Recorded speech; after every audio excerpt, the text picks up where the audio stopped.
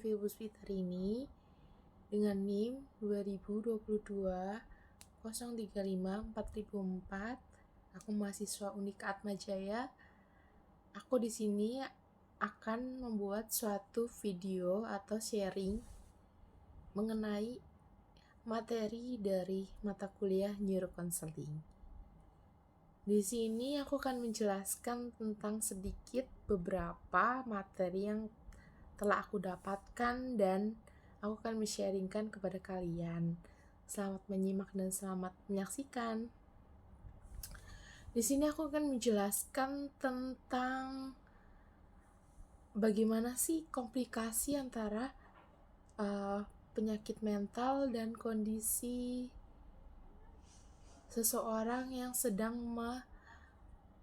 mempunyai atau memiliki sebuah komplikasi penyakit mental itu sendiri. Aku di sini akan sharing beberapa hal yang aku dapat di dalam dunia perkuliahan, khususnya dalam organisasi. Dalam organisasi itu, aku mendapat sebuah teman yang memiliki komplikasi atau penyakit mental yang sangat serius, yaitu narsistik. Di sini adalah kesehatan mental atau penyakit mental di kalangan banyak orang. Di sini dia itu mempunyai penyakit mental narsistik yang pertama awal itu aku kenal dia emang seperti orang normal, orang pada umumnya. Tapi lama-kelamaan aku dekat, aku kenal dia semakin menunjukkan sifat atau penyakit mental narsistiknya, yaitu dia sering kalau menyuruh orang atau dia sering beranggapan kalau orang di sekitarnya itu tidak pedulikan dia. Dia sering mencari perhatian, tapi dia berpikir setiap kita merespon apa yang dia cari, dia menunjukkan dia tidak seperti yang dia inginkan. Jadi seolah-olah kita itu tidak peduli dengan dia. Dan kalau dia tidak direspon atau menurut dia tidak direspon, dia akan mengamuk dan akan menutup telinganya seperti ini, dan seolah-olah ada orang yang berbicara di telinganya. Dan seperti itu terus sampai kondisinya dia keluar dari sebuah organisasi di kampus aku. Lalu yang kedua, ada teman juga, ada mirip seperti ini, cuman berbeda dari kompleks yang pertama. Yang kedua ini kompleksnya lebih ringan, yaitu kompleksnya itu lebih ke kayak dia memamerkan harta kekayaannya, dia memamerkan keahliannya, dia memamerkan semua hal yang menurut dia tidak setara dengan rekan-rekan yang lain pada sebuah organisasi. Jadi dia memimpin sendiri, dia merasa sempurna, dia merasa unggul dalam dirinya sendiri, sehingga orang-orang di sekitarnya dianggap dia lemah, tidak dapat menyeimbangi dan atau tidak setara dengan dia gitu. Oke, di sini kenapa aku bilang di sini mereka berdua ini atau teman yang pernah aku dekat atau yang mungkin berada di sekitarku dalam organisasi kuliah ini atau dalam organisasi perkampusan ini, dia mempunyai suatu penyakit mental yaitu narsistik sendiri, karena di sini tuh kepribadian narsistik dapat berpengaruh dalam kesehatan mental. Karena dia hanya terobsesi atau terpercaya gitu loh. Dia kayak mengagum-agumkan dirinya sendiri daripada melihat orang-orang sekitarnya. Lalu keinginan kuat juga dalam perhatian yang teratur. Jadi perhatian itu harus kompleks ke dia saja. Jadi ke orang-orang yang di sekitarnya dia itu gak peduli. Lalu Di sini aku akan menjelaskan tentang materi neurocounseling yang mempengaruhi atau yang mengaitkan antara penyakit mental narsistik dengan materi neurocounseling, yaitu pada bayi. Pada bayi itu terlalu banyak hal yang mempengaruhi nafsu bayi dan menarik perhatian ibunya.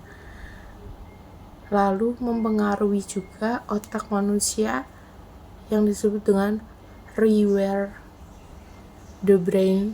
Perubahan otak seperti berkurangnya kemampuan fokus, keinginan akan kepuasan, dan hal yang dapat menyebabkan hilangnya identitas orang.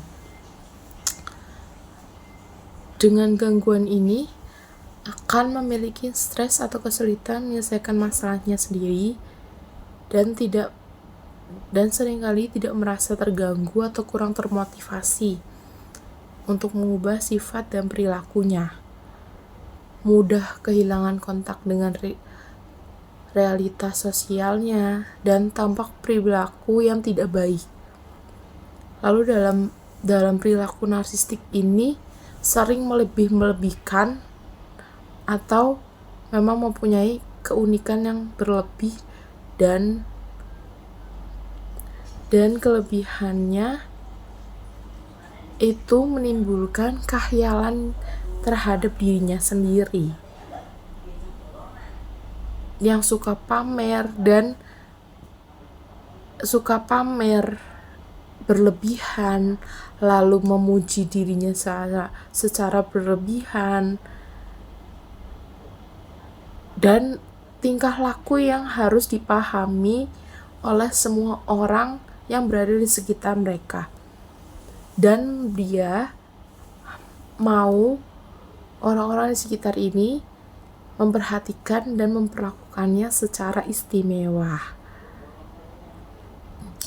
Dan mereka yang mempunyai penyakit mental narsistik ini lebih pengen dianggap ideal, pengen dianggap dikagumi, dan takut gagal jika orang yang mempunyai penyakit mental narsistik ini gagal atau tidak puas atau tidak merasa dipuji oleh orang lain, mereka akan sering marah dan berusaha melenyapkan atau melakukan sesuatu yang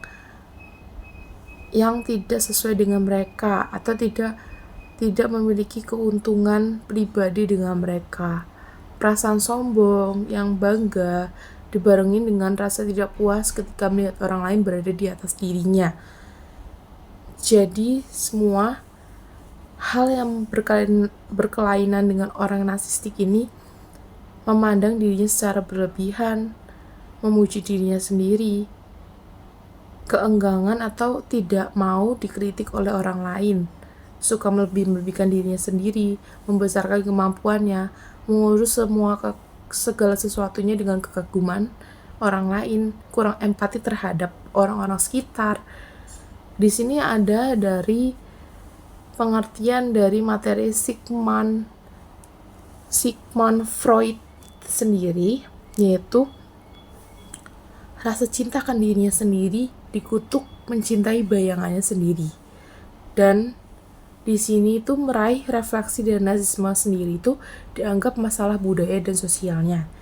Banyak utama gangguan kepribadi dan dua lainnya adalah meliputi kalau sampai parah ada psikopati dan Machiavellianisme. Lalu dalam materi neurocounseling itu sendiri mengambil struktur internal dalam otak, yaitu yang mempengaruhi hipotalamus dalam diri seseorang yang terkena kepribadian narsistik atau penyakit mental atau kelainan mental yang disebut dengan narsistik itu sendiri. Dalam bagian otak hipotalamusnya itu mengeluarkan hormon yang seharusnya itu mengendalikan fungsi organ dan sel dalam tubuh.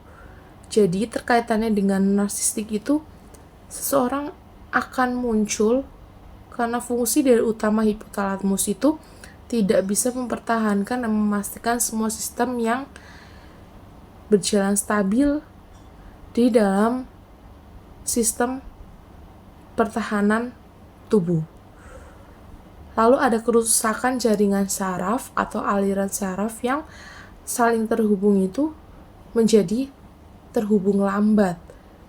Dan amigdalanya itu yang terdiri dari emosional dan memori, rasa takut dan penghargaan itu dalam kepribadian narsistik ini atau penyakit kelainan narsistik ini lebih memunculkan sifat negatif dari amigdala itu. Jadi emosionalnya dan rasa penghargaan terhadap orang-orang lain atau orang-orang sekitarnya tidak muncul. Jadi lebih muncul menyepelekan, tidak menghargai orang sekitar. Ini lebih memperbesar amigdala keemosian dan tidak menghargai orang-orang sekitar atau orang-orang lain. Jadi perasaan positif dalam amigdala itu tidak muncul, tapi lebih muncul perasaan negatif yang menyelimuti pemikiran atau saraf otak yang berkaitan kepribadian narsistik itu. Oke, di sini aku akan telah menjelaskan sharing dan aku akan mengakhiri penjelasan sharing aku ya. Terima kasih telah mendengarkan sharing tentang materi neurocounseling yang akan aku tugaskan atau memenuhi tugas mata kuliah neurocounseling. Sampai jumpa di sharing aku selanjutnya. Bye.